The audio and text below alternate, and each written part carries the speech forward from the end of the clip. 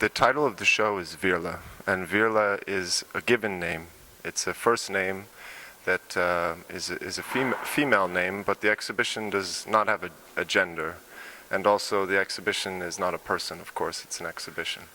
But what we liked about the idea of having a single name for the exhibition is a sort of joke, first of all, you know, that an exhibition needs a name. So we give it a name, and then it's a kind of given name that's gaining new names as the exhibition goes along. So this was all very much also inspired by the general structure and context of One Torino. It's this sort of like concentric exhibitions. I was thinking about it like that, in the sense that you have one exhibition that's 5 exhibitions that are curated by 7 curators and that have works by over 60 artists. And that this is all part of the Artissima Fair, which is of course taking place in Turin. So that had a lot to do with the structure of this exhibition. And we were kind of thinking about it in the sense that if you have this single thing, One Torino, which then expands out into other things, maybe our exhibition could also expand out in the other direction. So kind of mirroring, like through almost a funhouse mirror, the sort of corporality of One Torino. So what we have is a kind of center point of the Veerle exhibition is here in the project room, and that's where most of the things are happening here at Fondazione Sandretto, Rebaudengo. And but then there's many other things happening as well. So we have in this exhibition, in the physical space of Fondazione, you have kind of 3 sections of artworks. So you have works that are coming from Patrizia's collection, and you have works by artists where I invited them for those specific works. And then you also have some new commissions as well, which were made specifically for this exhibition, and that couldn't take place really, or wouldn't have been made in any other context. So there's some specificity, but there's also things like there's a website which is Veerle.it, and this is a business card that we're giving out during the fair. And when you go to Veerle.it, you see a kind of looping channel of videos, and the videos are very sort of observational and strange, but they sort of are kind of mediating the exhibition, kind of explaining the exhibition in a videographic language. Then you also have a newspaper which was designed by Gora Budvatita and Julie Peters, and it contains many works inside of it. So it's a kind of carrier which also has works inside of it. So in the sense of like delivering the news, but also in the sense of mediating the exhibition. The exhibition is a lot about how we talk about it, and the joke of this exhibition has sort of been that the more you talk about Veerle, the bigger Veerle gets. And it gets quite big. So we were saying that this newspaper contains many other works, and it contains, for example, Difficult Times. This is a font or a typeface by Ronja Anderson. And it is based on the familiar typographic font known as Times, but this one is a bit more difficult to read. There's also axonometric drawings that were commissioned specifically for the newspaper, and there's also a series of texts which were written by Post Brothers, where he took my text, which I wrote for the catalog, explaining the exhibition in a way, and then turned it into 3 different texts in a total of 12,000 words. And this is where those other exhibitions that you were mentioning come into play. It's not that we're changing the exhibition physically, but that the exhibition changes over time in terms of the orientation points. So how we talk about the exhibition, we can also give it other names. We give it the name Undead Mode on the 12th of December, when for one entire day there will be a video by Half-Lifers, which will be projected massively in the auditorium here at Fondazione Sandretto. And it's only for one day. And we thought of that as a kind of shift halfway through the show, where the show enters a sort of zombie state.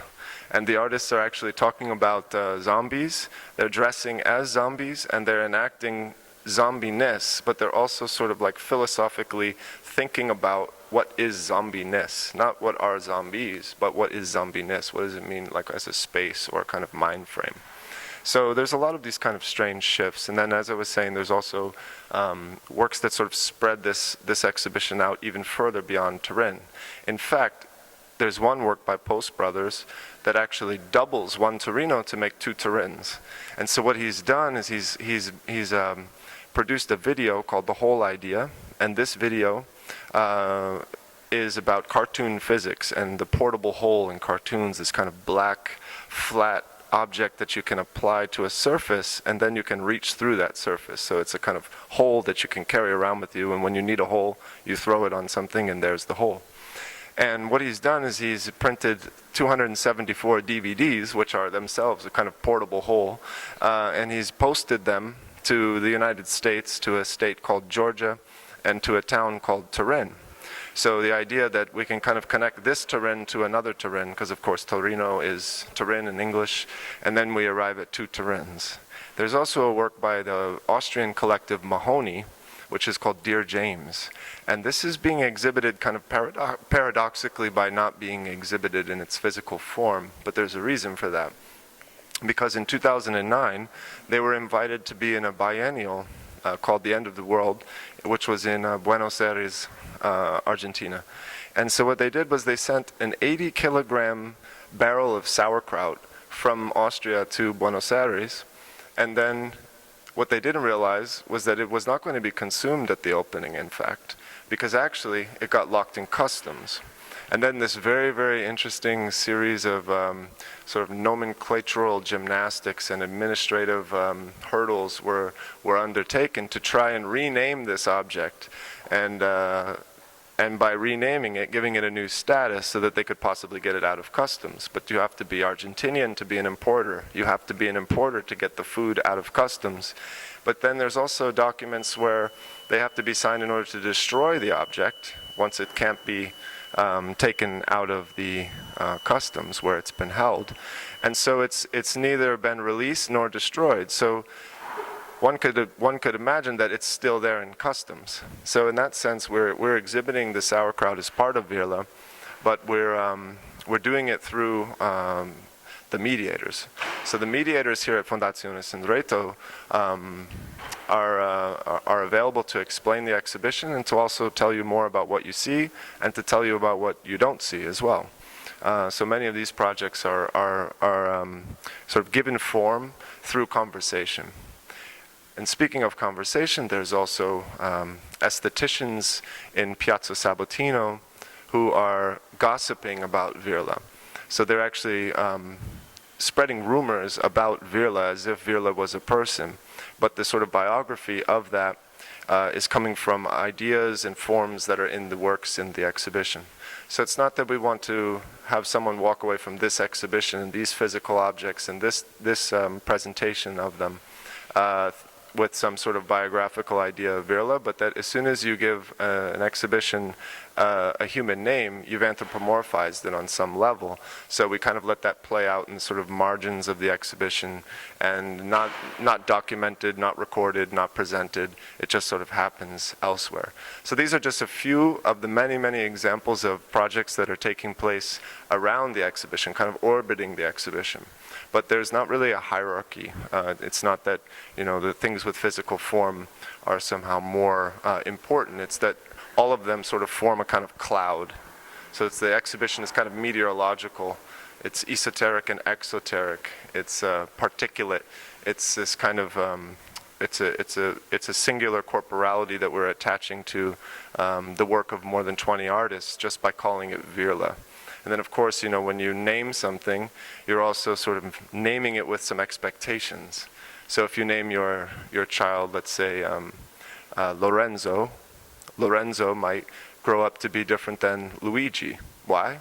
I don't know. But maybe there's some difference in how people take a Lorenzo versus a Luigi. I mean, these are just like two names, you know, Chris or Christopher, for example.